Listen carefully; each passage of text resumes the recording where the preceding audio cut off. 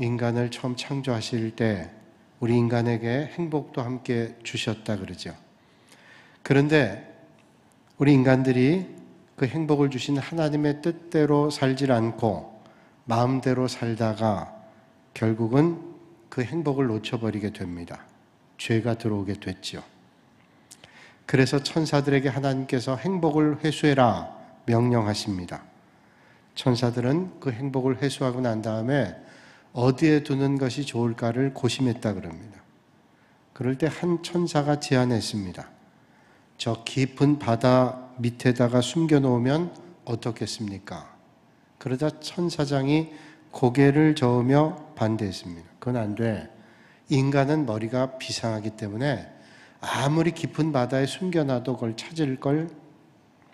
그러자 또 다른 천사가 말했습니다. 그러면 세상의 가장 높은 산에 숨겨놓으면 아마도 그 행복을 찾지 못할 거다라고 얘기했어요. 그러자 천사장이 또 고개를 저었습니다. 사람들은 탐험 정신이 커서 아무리 높은 산에 숨겨놓아도 그걸 찾을 수 있을 거야. 여러 천사들이 수기를 하다가 한 결론에 도달했습니다. 그러면 우리 인간들의 마음속 깊은 곳에 행복을 감춰두자. 아마 사람들은 등잔 밑이 어둡다고 깊은 마음속에 있는 행복을 찾아내지 못할 거야. 혹시 어떤 사람이 그 행복을 찾아낸다면 그 사람은 행복을 누릴 만한 자격이 있으니 그 사람은 행복을 누리도록 하게 하지 라고 얘기했다는 거예요. 사람의 마음속을 안다는 것은 절대로 쉽지가 않습니다. 1997년에서 2001년까지를 우리는 IMF 때였다 그렇게 얘기를 합니다. 아주 어려운 시대였죠. 그때 조선일보 연재 만화 가운데 광수생각이라는 만화가 있었습니다. 보통 4컷짜리 신문 만화인데 이 광수생각은 한 컷일 때도 있고 8컷, 9컷일 때도 있었습니다. 어려운 때에 이 만화를 보고 많은 사람들이 위로를 받기도 하고 격려를 받기도 했습니다. 저 또한 마찬가지였습니다. 그 만화 가운데 한 내용이 이런 내용이 있어요. 하루는 그 주인공이 신보리라고 하는 사람인데 이 신보리가 길을 가다가 램프 하나를 주었습니다. 그 램프가 마치 아라비안 라이트에 나오는 그 램프 같아요. 그래서 만지면 거기 사나이가 나타나서 소원을 들어주죠. 주인공이 신이 나서 집에 가지고 가서 아라비안 라이트를 주물렀더니 펑 하더니 거기에 건장한 사나이가 등장합니다. 그래서 알고 있는 대로 그 주인공이 아라비안 라이트의 사나이에게 이런 소원을 이야기했습니다. 우리 집에서 제주도까지 다리를 놔줘. 연육교를 놔달라는 게 멀리. 그러자 아라비안 나이트의 건장한 사나이가 고심을 하더니 주인님, 그건 안 되겠습니다. 다른 소원은 없습니까? 라고 물었다 그래요. 그러자 주인공이 다시 한번 얘기를 합니다. 그러면 이 세상의 모든 여성들의 마음을 알게 해줘 라고 했다 그래요. 그랬더니 그 아라비안 나이트의 건장한 사나이가 팔짱을 껴더니 그 주인공을 향해서 이렇게 말했다 그러죠. 야, 너 조금 전에 다리 몇 차선으로 놔주면 돼? 라고 얘기했대요. 그 뭐예요? 여성의 마음을 알아내는 것보다는 다리를 놔주는 게 차라리 낫겠다 이거죠. 우리가 여성의 마음을 안다는 거, 사람의 마음을 안다는 건 절대로 쉬운 일이 아닙니다. 누구의 마음을 안다는 거 절대로 쉽지 않아요. 내가 내 마음도 잘 모르는데 어떤 사람의 마음을 우리가 정확히 알 수 있겠습니까? 그래서 말하죠. 10길 물속은 알아도 한 길 사람 속은 알 수가 없다. 틀림없는 얘기입니다. 하물며 하나님의 뜻은 어떨까요? 사람의 마음도 잘 알지 못하는 인생이 하나님의 마음, 하나님의 뜻을 어떻게 알 수가 있을까요? 사무엘상 16장의 말씀 보면 다윗을 왕으로 세우는 이야기가 나옵니다. 하나님께서 사무엘 선지자에게 말씀하죠. 너는 이새의 아들 가운데 한 사람의 머리에 기름 부어 이스라엘 왕으로 세우라 말씀합니다. 사무엘은 이새를 불러서 아들들 데려오라 그래요.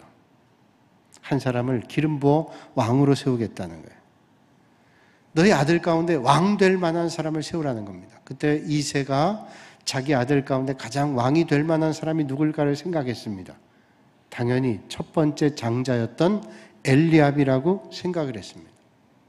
장자이기도 했지만 이 엘리압은 용모가 준수했다고 성경 말씀하고 키가 크다고 말했어요. 옛날에 왕이 된다면 전쟁터에 나가야 되는 건데 키가 크다는 것은 장군답고 왕 같은 겁니다. 키가 크고 용모가 뛰어난 엘리압을 사무엘 선지 앞에 세웠습니다. 사무엘도 보니까 왕이 될 만합니다. 그래서 기름 부으려고 하니 하나님께서 말씀하죠. 그 용모와 키를 보지 말라. 내가 보는 것은 사람과 같지 아니하니 사람은 외모를 보거니와 나 여호와는 중심을 보느니라. 엘리압 아니었어요. 그러자 두 번째 아들 아비나답을 보이죠. 그러나 아니었습니다. 세 번째 아들 시므아도 보였습니다. 일곱 아들 다 보였어요. 아무도 왕으로 기름 부으라고 말씀하지 않습니다. 또 다른 아들이 없냐 얘기하니 그때야 막내 아들 다윗이 지금 양떼를 돌보고 있습니다. 그 아들 데려와라. 데려와 보니까 주님께서 이렇게 말씀해요. 이가 그니 일어나 기름을 부으라 말씀해요. 이가 그라는 겁니다. 다윗, 그 가정에도 아무도 다윗은 왕이 될 만한 자격이 있다고 생각하지 않았습니다. 그러나 하나님께서는 사무엘 선지자에게 그를 기름 부으라고 말씀하셨다는 거예요. 사람으로 생각으로는 도저히 이해할 수 없는 하나님의 택하심이라는 말씀이죠. 사도행전 9장에 보면 또 이런 이야기가 나오죠. 초대교회 집사 가운데 스데반이라고 하는 집사가 순교하게 됩니다. 돌로 쳐 죽임 당하게 되죠. 그때 앞장섰던 유대의 열혈 유대주의자가 있었는데 그가 바로 사울이라고 하는 사람입니다. 예루살렘에 그리스도인들이 박해가 일어나게 되자 예루살렘의 그리스도인들이 비록 멀리 떨어져 있지만 유대인들이 많이 모여 살고 있는 다마스커스라고 하는 곳으로, 다메섹이라는 곳으로 옮겨갔습니다. 그러자 사울은 그 그리스도인들을 잡아 예루살렘 옥에 가두겠다라고 하는 생각 가지고 대제사장의 공문을 받아서 다메섹 갔습니다. 그 다메섹 가다가 정오쯤에 하늘에서 큰 빛이 내려오게 됩니다. 그리고 소리가 나죠. 하늘로부터 사울아 사울아 내가 어찌하여 나를 박해하느냐. 사울이 깜짝 놀라서 하늘을 향해 외칩니다. 누구십니까? 당신 도대체 누구냐고 묻죠. 하늘에서 또 소리가 들립니다. 네가 핍박하는 예수라. 그리고 밝은 빛에 눈을 시력을 잃습니다. 3일 동안 앞을 볼 수가 없는 캄캄한 어둠 가운데 그는 절규했습니다. 3일 동안 음식을 전폐하며 하나님께 부르짖었어요. 얼마나 답답했겠어요.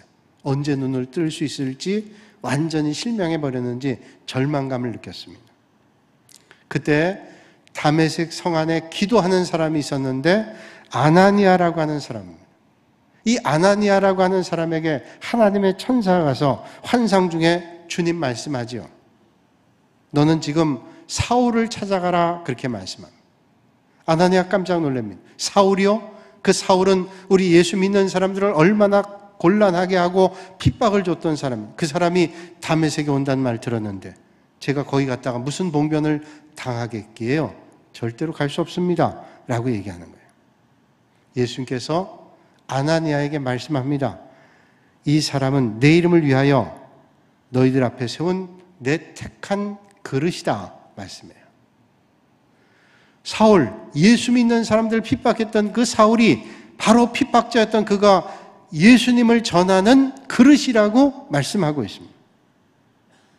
세상의 역사를 보면 선택을 잘해야 공동체가 유익을 얻는 일들이 많습니다. 넓게는 국가를 볼 수 있죠. 이 나라의 지도자를 잘 세워야 됩니다. 첫째는 대통령입니다. 잘 세워야 나라가 바로 설 가능성이 높죠. 물론 대통령이 다 할 수 있는 거 아니지만 중요한 겁니다. 국회의원 마찬가지죠. 그래서 대통령과 국회의원 선거할 때 우리는 기도 많이 하고 정말로 이 나라를 위해서 세워야 될 사람이 누군지를 생각해야 돼요. 이 사람이 누구의 일가 친척이고 어떤 사람이기 때문이 아니라 정말로 이 나라와 민족을 위해서 어떤 사람일까를 생각하며 선택해야 됩니다. 우리가 어떤 회사의 사장이라 그런다면 여러분들 어떤 사람들을 직원으로 채용하겠습니까? 아마 회사의 직원으로 채용하려면 능력이 있는 사람일 거예요. 그 일을, 주어진 일을 잘 감당하는 능력이 있는 사람이어야 되고 그 일들에 대한 경험을 많이 가지고 있는 사람. 그러나 능력과 경험만 가지고 있다고 되지 않습니다. 그 사람 정말로 신뢰할 수 있는 사람인가? 그리고 이 일을 잘 감당하며 끝까지 함께 할 수 있는 사람인가? 이게 중요하죠. 능력도 있고 실력도 있는데 그 실력과 능력 가지고 기술 가지고 떠나버리면 아무 소용이 없습니다. 이런 것들을 다 봐요. 우리는 사람을 선택할 때 그 사람이 너무 중요하잖아요. 그래서 인사가 만사란 말이 맞습니다. 교회 목회자도 마찬가지죠. 어떤 목사님을 청빙할까? 외적으로 어떤 공부를 했고 어떤 여정을 겪었고 그러나 그것만으로 다 할 수 없습니다. 우리가 기도하죠. 그래서 목회자를 청빙할 땐 기도합니다. 하나님께서 가장 잘 아시니까. 가끔 저에게 다른 교회 목사님들이 전화하실 때가 있어요. 우리 교회를 거쳐가신 목사님 가운데 아마 그 교회를 청빙하게 되는 그런 과정이 있었던 경우가 있는 것 같아요. 그래서 이 목사님이 어떻습니까? 저한테 물어봅니다. 저한테 묻는 분들은 대충 아는 분들이 아니에요. 저를 알고 있는 분이고 잘 알고 있는 분이기 때문에 저한테 물을 때가 많습니다. 제가 모르는 목사님에게 저희 교회를 거쳐간 목사님에게 대한 평가를 어떻게 해주겠어요? 그러니까 저를 잘 알고 있는 목사님들이 보통 전화를 하죠. 이 목사님 어떠세요?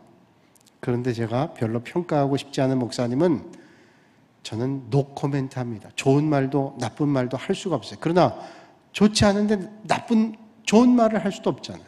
저는 그냥 노코멘트 하겠습니다 하지요. 그러나 정말로 좋은 목사님일 때는 제가 얘기합니다. 저는 그 목사님 기회가 되면 저희 교회에 모셔서 또 함께 일하고 싶습니다. 그분이 오시기만 하겠다면 언제라도 저는 환영해서 함께 일하기를 원하는 그런 목사님입니다. 그럼 대부분 목사님이 그렇게 좋아요? 아마 목사님께 참 유익이 되고 교회에 유익이 될 겁니다. 그분은 능력도 있고 그리고 영성도 뛰어나고 말씀도 잘 전하고 이런저런 장점이 있습니다. 그리고 정말로 신뢰할 만한 분이고 마지막에 배신하지 않습니다. 능력 있고 뛰어난데 그런 사람이 얼마나 많은지 몰라요.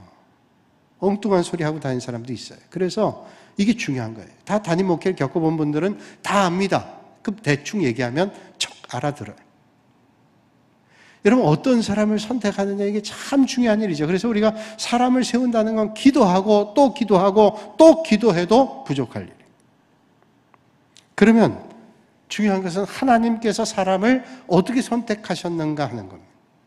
우리 사람의 공동체를 위해서도 사람 선택하는 게 중요하는데 하나님께서는 그러면 어떤 사람들을 선택하셨냐. 오늘 성경에 말씀하죠. 형제들아 너희들의 부르심을 보라. 육체를 따라 지혜로운 자가 많지 아니하며 능한 자가 많지 아니하며 문벌 좋은 자가 많지 아니하도다.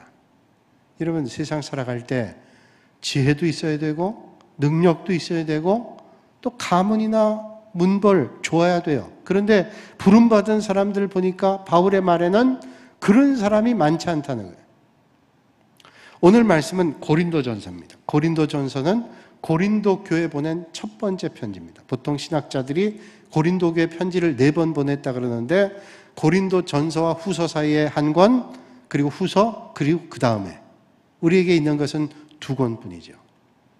그런데 고린도 전서는 고린도 교회를 배경으로 주고 있는 말씀입니다. 고린도는 당대 최고의 철학의 도시, 사변의 도시, 그런 도시입니다.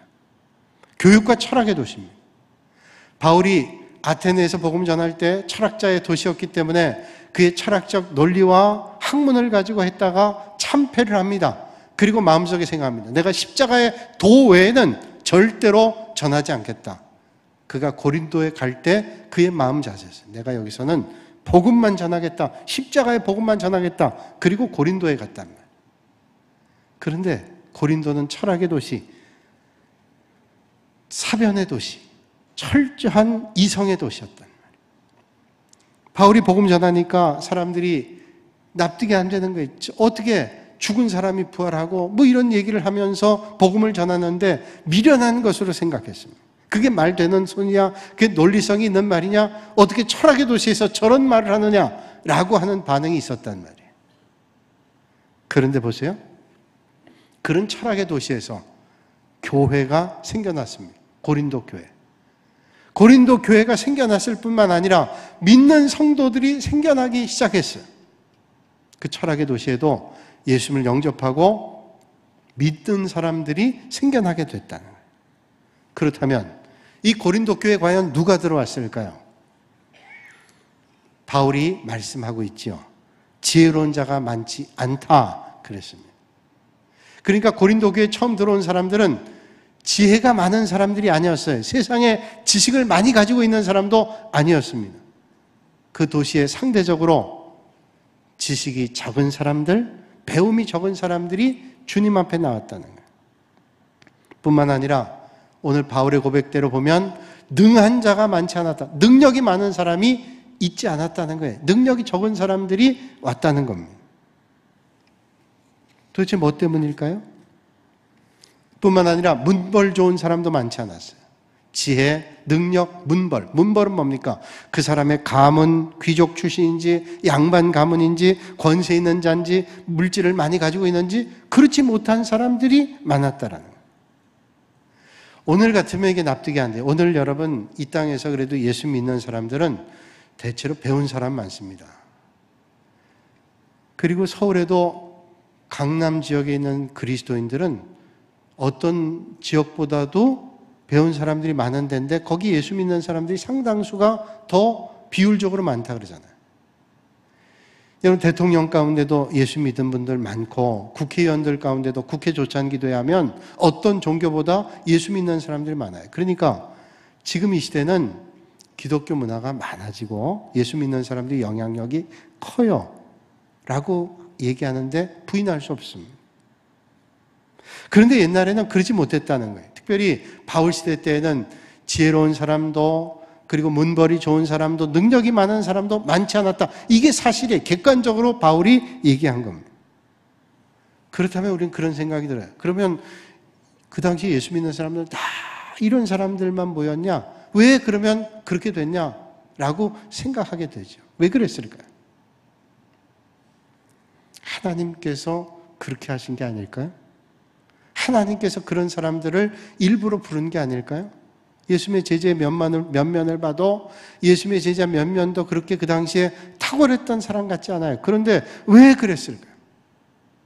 오늘 본문의 그 정답을 말씀해 주고 있어요. 이는 아무 육체도 하나님 앞에서 자랑하지 못하게 하려 하심이라. 아무도 자랑하지 않도록. 똑똑한 사람이 예수 믿는 거예요. 성적순으로 예수 믿는다고 생각해 보세요. 예수 믿는 사람들이 얼마나 역겹겠어요. 내가 똑똑하니까 예수 믿지. 저 미련하고 어리석은 것들 예수님도 알지 못하고. 역겨워서 그 예수 믿는 사람들과 어떻게 함께 하겠어요?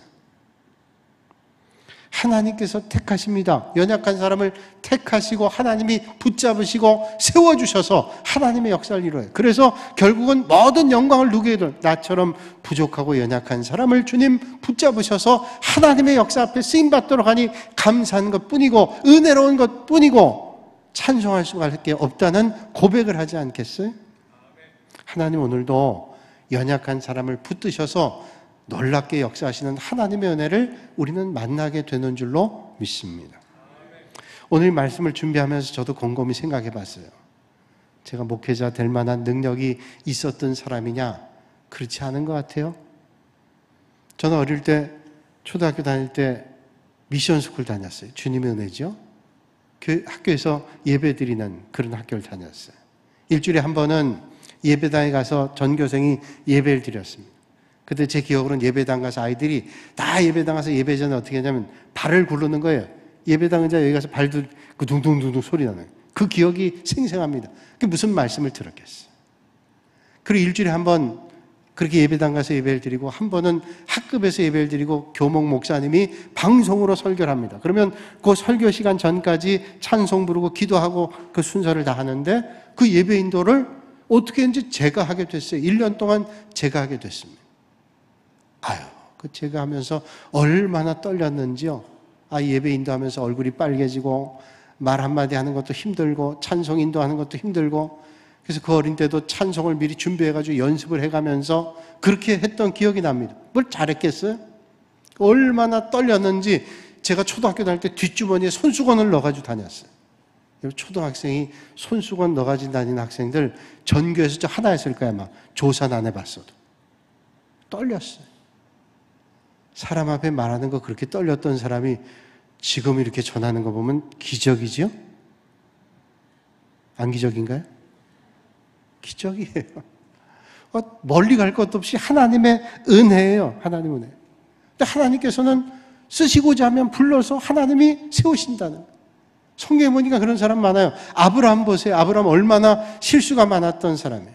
아브라함 하나님의 부름 받고 너는 너의 본토 친척 아버지 집을 떠나 내가 내게 지시할 땅으로 가라 그랬습니다. 다 떠나가라 했는데 조카 롯 데리고 갔어요. 갔는데 가나안 땅에 살다가 기근이 오니까 애굽으로 건너갔습니다. 갔다가 어려움 당하니까 자기 부인을, 자기 아내를 뭐라 그래요? 누이라고 속여가지고 그 위기를 극복하려고 또 한 번도 아니고 두 번씩이나 실수했던 사람이 아브라함이 참 치사한 사람이, 그런 남편 믿고 어떻게 살겠어요? 다른 남자가 누구냐 그러니까 자기가 해함당할까봐 내 누이라고. 그런 아브라함이었어요.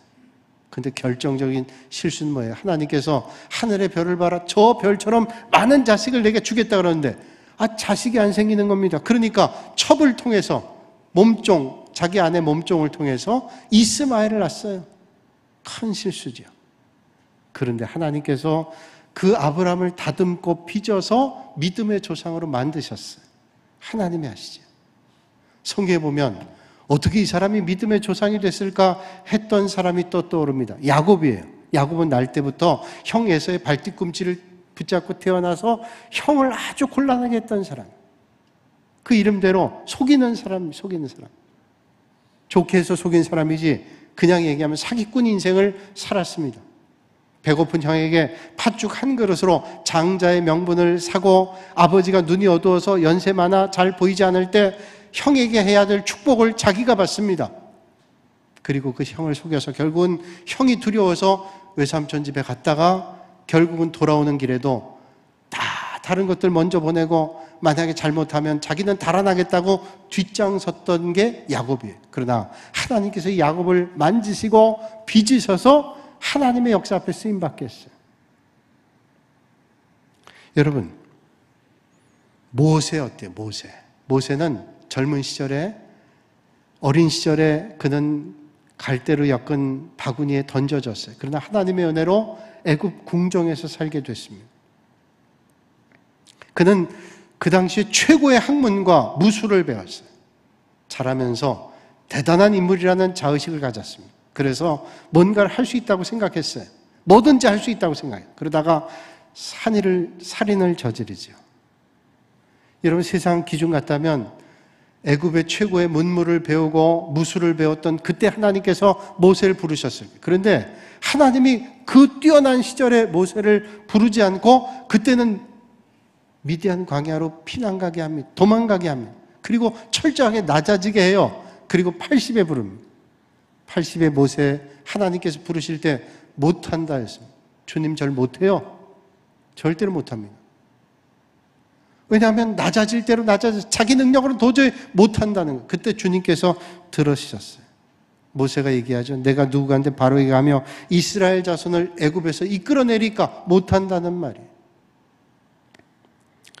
그래도 가라 그러니까 말주변 없다 그러죠. 말주변 없는 거 하나님께서 아론을 세워서 그로 하여금 이스라엘 백성들을 이끌어가게 합니다.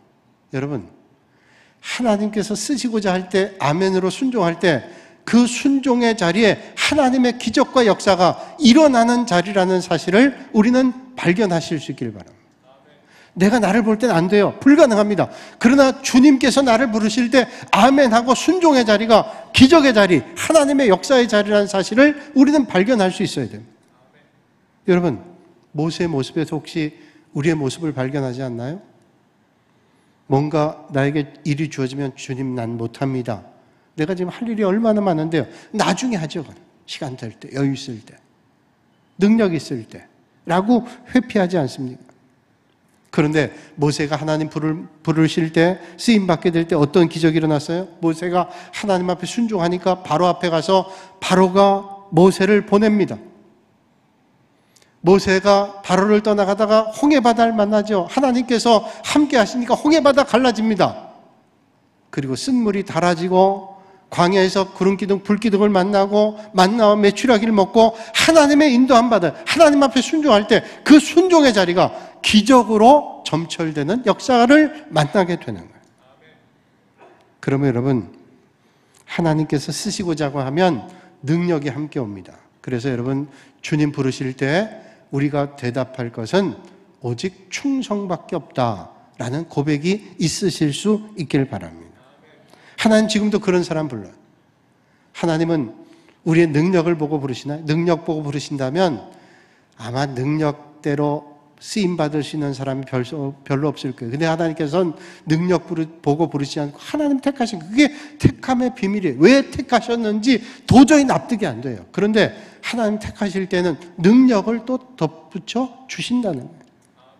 그러니까 여러분, 약하고 부족해도 하나님 부르실 때 아멘하고 하나님 앞에 순종해서 하나님 역사에 위대하게 쓰임받는 여러분들이 되시기를 주님의 이름으로 축복합니다.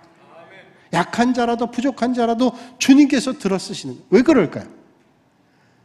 그냥 능력 있는 사람 쓰시면 되는데 왜 그럴까요? 하나님께서 왜 이렇게 하셨을까요? 오늘 본문이 그걸 말씀해 주잖아요. 27절 이하에 보니까 주님께서 왜 이렇게 우리를 부르셨냐고 말씀하죠. 하나님께서 세상에 미련한 걸 택하사 지혜 있는 자를 부끄럽게 하려 하시고 세상에 약한 것들을 택하사 강한 것들을 부끄럽게 하려 하시며 하나님께서 세상에 천한 것들과 멸시받는 것들과 없는 것들을 택하사 있는 것들을 폐하려 하시다니 이는 아무 육체도 하나님 앞에서 자랑하지 못하게 하려 하심이라. 틀림없어요. 내가 조금 능력 있다고 하는 사람들 주님 자랑하지 않습니다. 결국 누구 자랑해요? 내가 똑똑해서 이렇게 된 거야. 내가 능력 있어 이렇게. 이거 못 봐줘요.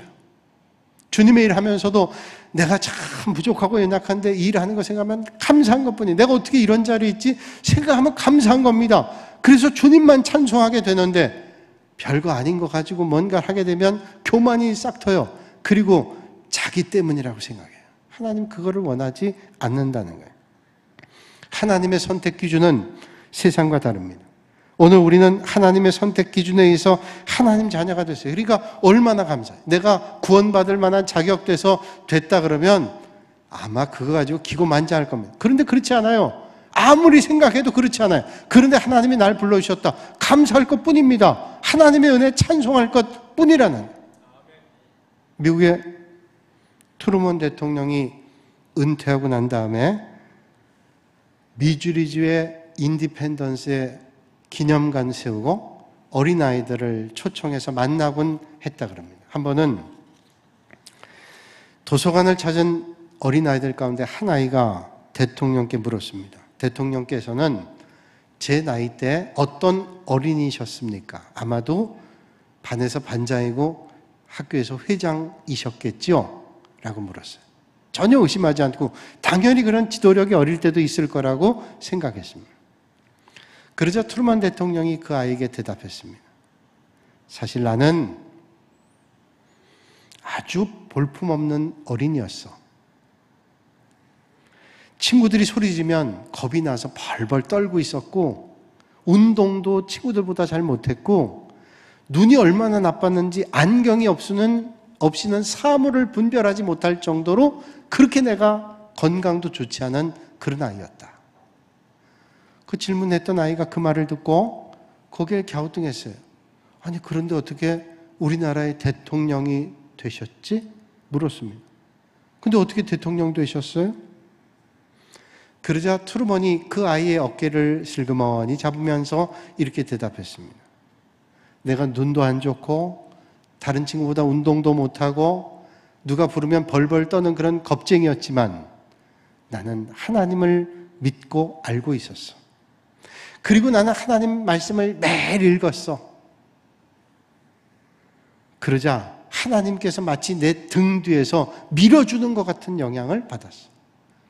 하나님 말씀을 읽을 때, 하나님 말씀 들을 때 하나님께서 내 등 뒤를 자꾸 밀어주는 것 같은 그런 힘을 받았다는 거예요. 그래서 빌립보 4장 13절 말씀이 자기에게 주시는 말씀으로 늘 깨달았다는 거예요. 내게 능력 주시는 자 안에서 내가 모든 것을 할 수 있다. 그게 오늘 나를 만들었다고 얘기해요. 여러분, 나는 부족해도 하나님께서 오늘 여러분들의 등을 밀어주실 때 하나님의 역사가 일어나게 될 줄로 믿습니다. 제 친구 군목 가운데 아주 군목 생활을 오래 한 친구가 있어요. 군목으로는 대령이 마지막 계급이에요. 별은 없으니까 군목에서 대령까지 한 친구가 군대에 있었던 얘기를 저한테 한 적이 있어요. 한 번은 구보를 할 때 장병들과 구보를 하는데 한 병사가 자꾸 처지더랍니다. 그래서 이 군목인데 병사의 배낭을 대신 매주겠다 그러니까 괜찮습니다 목사님. 그리고 자기가 메고 가겠다는 거예요. 그러면서 목사님 대신 기도만 한번 해주세요. 그래서 거기서 앉아서 기도를 했대요. 이 젊은이 앞길 축복하시고 이 훈련을 잘 마칠 수 있게 해달라고 간절히 기도했답니다. 그리고 그 병사를 눈여겨받지 않겠어요? 혹시 쓰러지면 어떡하나, 중간에 멈추면 어떡하나. 그리고 기도하는 마음 따라가는데 이 젊은이가 기도하고 난 다음에 몸이 아주 가벼워졌다는 거예요. 그렇게 축축 처져 있던 친구가 앞장서 가더래요. 나중에 주일날 교회 와서 이 병사가 간증을 하더랍니다. 제가 지난주에 구보를 할 때 너무 힘들었습니다. 당장 포기하고 싶은 절망감이 있었습니다. 그때 목사님께서 자기 군장을 좀 매주겠다 그래서 아닙니다. 제가 체면이 있어 그렇게 했지만 맡기고 싶었습니다. 그러나 그때 하나님의 도움을 구하고 싶었습니다. 그래서 목사님께 기도를 부탁했어요. 목사님께 기도해 주시고 났는데 이상한 일이 있죠. 제 뒤에서 누가 나를 받쳐주는 거예요. 제가 뒤에 메고 있는 걸 자꾸 밀어주는 겁니다. 그래서 저는 하나도 힘들지 않고 오히려 이 메고 있던 게 자기를 밀어주니까 그때부터 내 몸이 너무 가벼워졌다. 그런 간증을 했어요. 여러분 인생에 아무리 힘겹고 무거운 짐을 지고 있다 할지라도 여러분 홀로 아니라 하나님께서 여러분의 걸음을 인도하실 때 여러분의 인생은 복된 인생, 하나님의 역사하심을 경험하는 복 있는 인생이 될 줄로 믿으시길 바랍니다. 바울은 주님 만나기 전에는 스스로 대단하다고 똑똑하다고 생각했어요. 그러나 그때 주님 볼 때는 쓸모없는 인생이었어요. 그러나 그가 주님 만나고 주님 부르심에 순종하게 될 때 그는 하나님 나라의 가장 요긴한 인생이 됐습니다. 오늘 주님께서 우리를 부르실 때 여러분은 어떤 삶을 살까요? 오늘 이 아침에 여러분 모두가 주님 부르심에 응답하여 하나님 나라에 가장 요긴하게 쓰임받는 여러분들이 되시기를 주님의 이름으로 축원합니다. 거룩하신 아버지 하나님, 오늘 이 아침에 저희를 주님 전에 불러주시고 하나님께서 우리를 택해 주신 그 놀라운 비밀을 발견하고 깨닫게 해주시니 감사를 드립니다. 연약하고 부족할 때 우리를 붙잡아 주시고 가장 쓰임새 있게 역사하시는 아버지 하나님, 우리를 불러주시고 그 부르심에 아멘으로 순종하여 하나님 나라에 가장 요긴하게 쓰임받는 믿음의 사람 되게 하여 주시옵소서. 예수님의 이름으로 기도하옵나이다. 아멘.